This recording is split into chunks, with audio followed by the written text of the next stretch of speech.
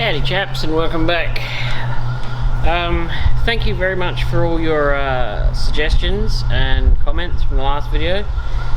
On this episode, it's not really an episode, it's more of a featurette.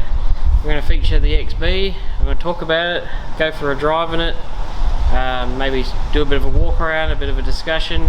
I've also been this morning to Rare Spares and bought myself a set of the driving light rings, and we're going to put those in the grill in a minute and then we'll go for a drive. I don't know, I just sort of felt like doing a bit of an XB related video. You know, I've got the wheels coming for it. Ran into a slight problem with Hankook don't make tyres to suit. I mean, they make those tyres but they don't make smaller ones, they make one size for those wheels, so I might have to change my tyre choice again. But you know, that's another side topic. But today we're going to fit the GS driving light grills. I'm going to eventually get the lights and the brackets and everything and convert the front to GS, and I've got a bonnet lined up and a few things like that, but that's not happening for a while. Truck. And yeah, we're just going to have a bit of a play with the XB today. I figured, why not? I like the car, I like the video, I'd like to do a video on it. I got inspired by that chap who does motoring box. He did one on his NC Fairlane, and I was like, I like that. I should do a featurette on this XB and talk about it and just introduce all the new players who haven't been here the whole time, you know, into the car, and you know, all the ins and outs, and maybe have a bit of a discussion about it and things of the future, you know. But what we're going to do now is going to rip this grill out and we're going to put it on a Tresillet and we're going to cut out and glue in the driving light rings, and I'll run you through that. It could be quite fun.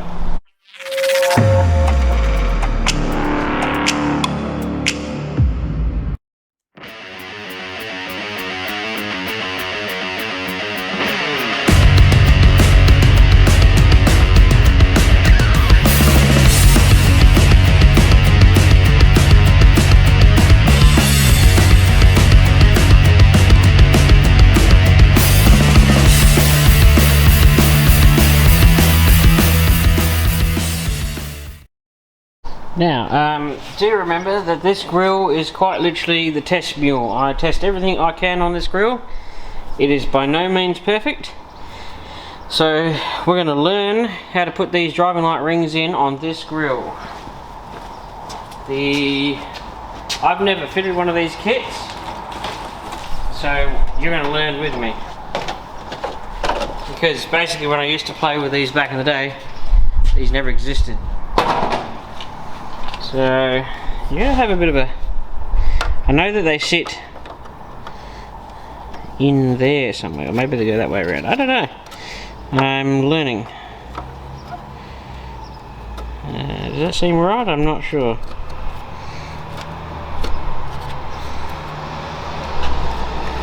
There's always a bit of a... There was no instructions, so it's sort of a... see how we go.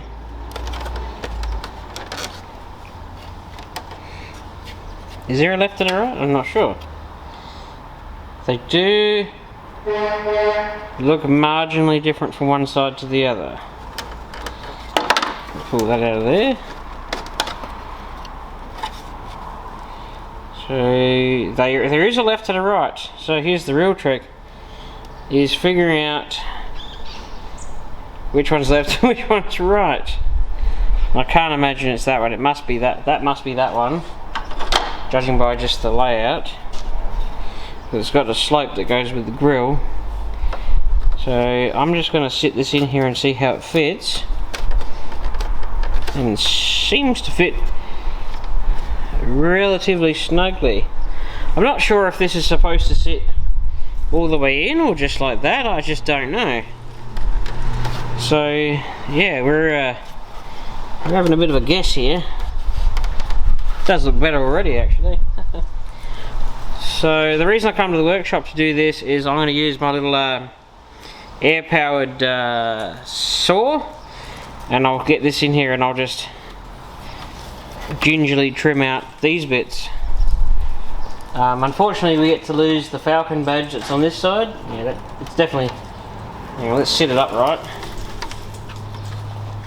No, that seems like it's upside down. That just doesn't look right. I don't know, I'm having it, it seems to fit okay. Let's just, surely it can't go that way. No, there's no way it can go upside down. That must be the way.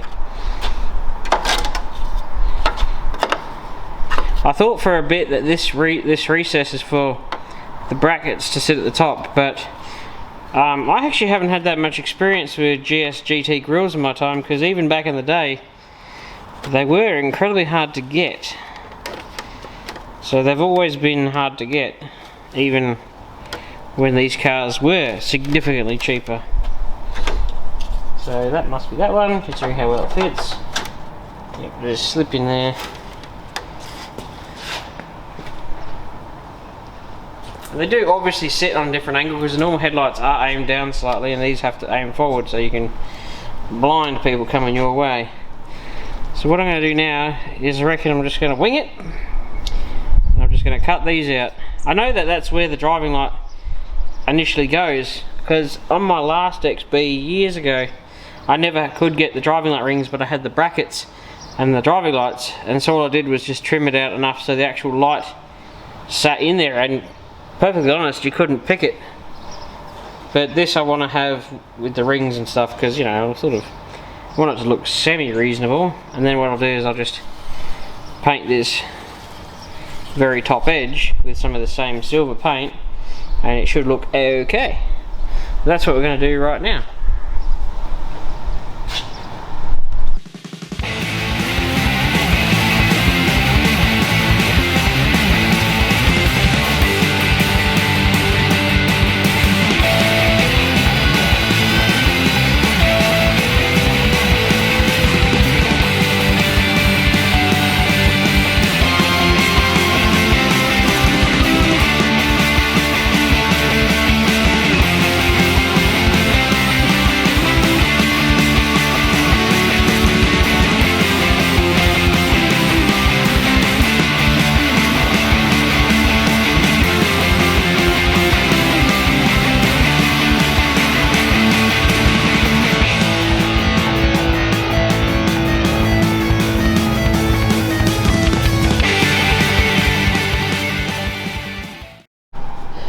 Alrighty chaps, I think that is how you do that. If I've got it wrong, well, somebody will tell me. Yeah, so cut it out, use the saw just to rough it out, and that right angle diagram fitted just nicely in the actual diameter of the hole to actually sand it real nice. So what I'm going to do, I'm not going to glue it till I've cut the other one, just on the off chance that the vibrations shake the living snot out of the grill and it cracks the fresh glue. But I think that's how you do it. I am winging it right here, and you guys can come along for the ride, but it does look about right. So I'm just going to do the other one, and then we'll go skip straight to the gluing of it in. So chaps, this next bit I'm pretty sure just involves this. Now I couldn't get Q-Bond, I just got Rapid Fix, same stuff, super glue with a powder. You've seen me do it 1,000 times before. I'm just going to do a little bit now. Bit worried my camera battery's going to die. It says it's got like 19 minutes left. I did have it on charge, it didn't work though. So I'm going to, well, try and put the glue in here, and then chuck a bit of powder in there as well. I might have to do this sort of with the grill on the side so I don't waste materials, but that's basically what I'm going to do. If you want to watch how this stuff actually works properly, go back and find the video where I did up this grill in one day. But I'm just going to, it just worked out just by doing that for 3 seconds, that I've got to probably do this with the grill standing on its end, and I probably won't be able to film it. But we've pretty much done what we needed to, worked out where the rings go, cut our holes, trimmed them up. So all I'm going to do is glue this, and then I'm just going to lightly see if I've got any silver paint and just paint around the rings, and then put the grill back in the car, and then we'll go for a bit of a drive in the XB and do a bit of a walk around, eh?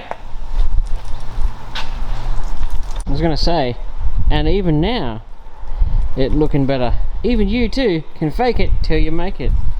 But I've definitely parked this car in such a way that it doesn't show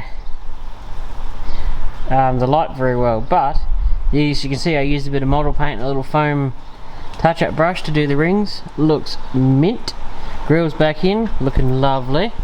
Once I get my driving lights and my brackets, and it's actually got a chin spoiler that another lovely viewer is going to let me have for not much.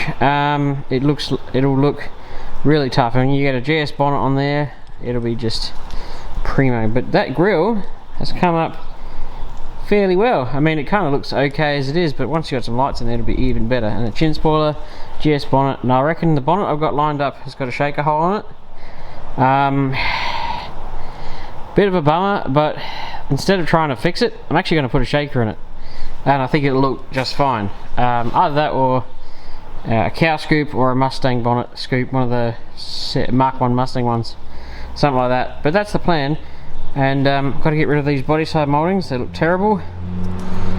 And I think we'll be rolling along quite nice. I don't know what the ultimate plan with this car. I mean, obviously GT replica, but the way I'm going about it is very different to a normal resto. Normally you'd strip them all down, rebuild them back up, but this time I'm sort of doing it on the fly, if that makes sense. That way I can still enjoy the car, which I actually sort of suspect might be the better way to do it. That way you don't lose your car for a better part of a couple of years while it's being fixed, and then of course a couple more years while you put it back together. This way you can actually enjoy it as you go. So I'm going to take this car for a bit of a spin. We're going to go find a nice place to park and do a bit of a final walk around, and yeah, it'll be pretty good.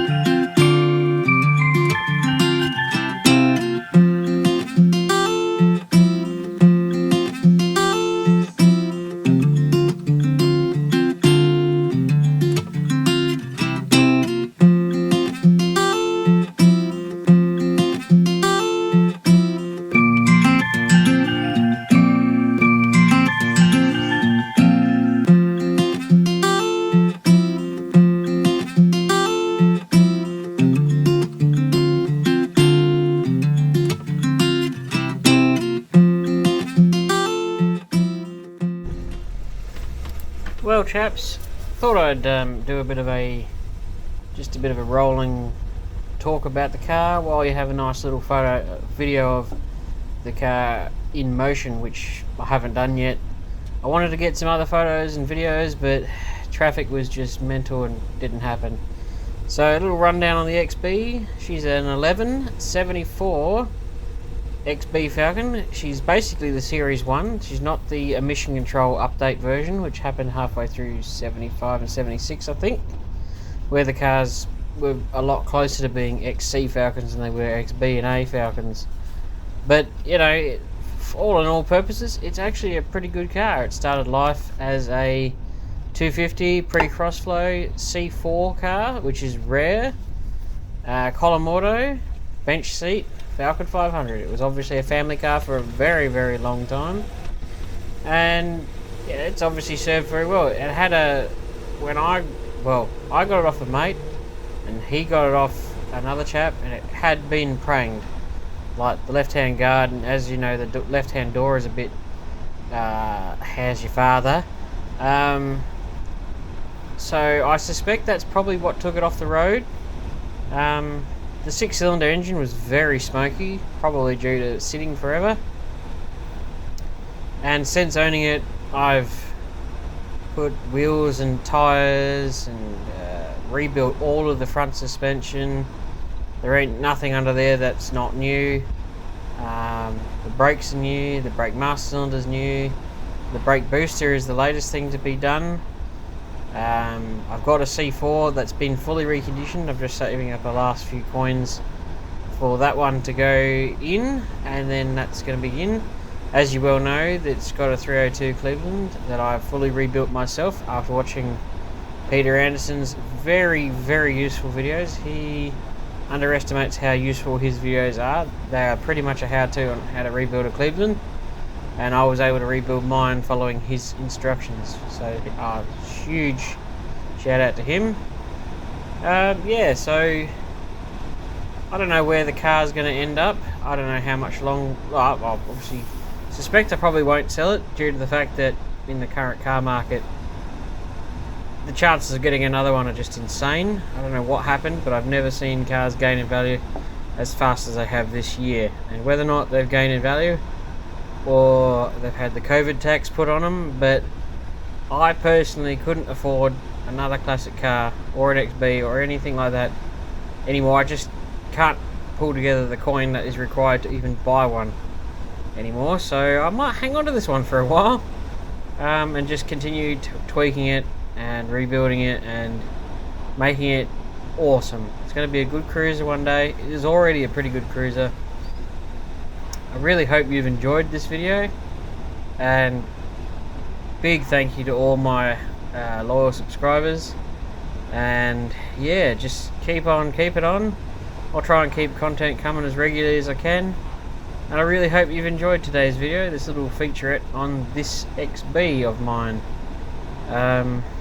Stay tuned for more. Hope you're gonna have a good Christmas. So see you next time.